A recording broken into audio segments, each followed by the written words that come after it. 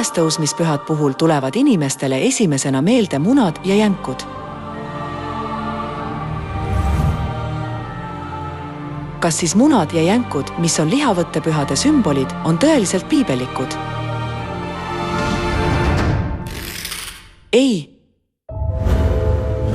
Katoliku kiriku ja teiste kirikute religioossed tseremooniad keedetud munade ja jänkudega ei ole pärine piiblist.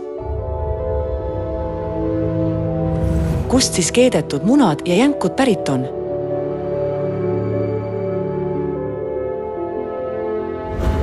Me võime leida saladuse nimest lihavõtted.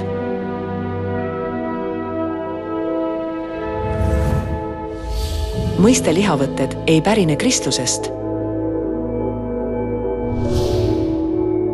Lihavõtted said nime Eostre järgi, kes oli iidsete sakside jumalanna.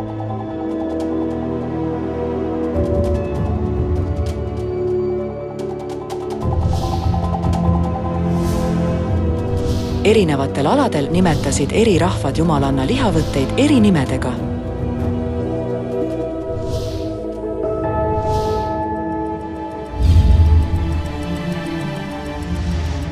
Tema nime heebrea vormi Astarte järgi. Seega leidub piiblis sõna lihavõtted osana paganlikust religioonist, mille Jumal hukka mõistab.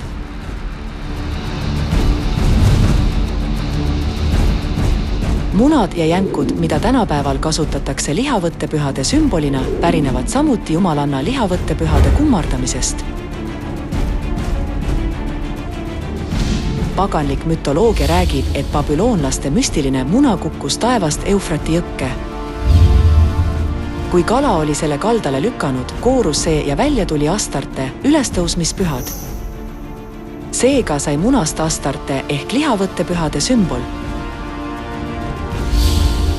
Ka jänes, mis on viljakuse sümbol, oli lihavõttepühade sümbol, mis oli kevadine püha viljakuse palumiseks. Kokkuvõttes on lihavõttepühade tähistamine munade ja jänkudega jumalanna lihavõttepühade kummardamine.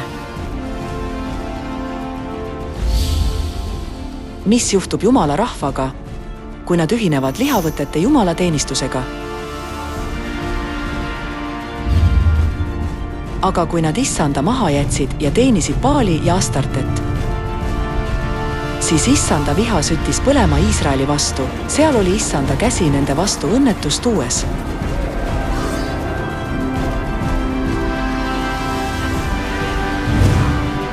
Iisraellased said surmavaid õnnetusi, kui nad kummardasid lihavõtteid. Ka täna, kui me kummardame lihavõtteid, saame osaks katastroofidest. Kuidas me siis saame tähistada ülestõusmispüha täpselt nii, nagu piiblis on kirjas? Nädala esimesel päeval, varahommikul,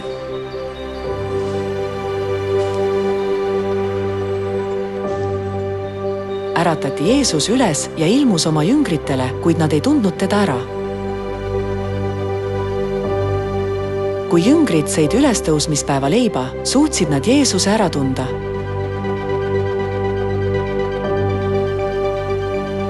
Seega pidasid jüngrid Jeesuse õpetust järgides kinni leiva söömise reeglist ülestõusmispühal.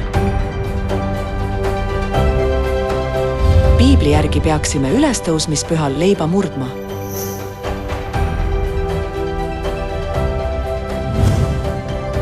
Lihavõttepühad, mil inimesed söövad mune, on määrus teise Jumala kummardamiseks.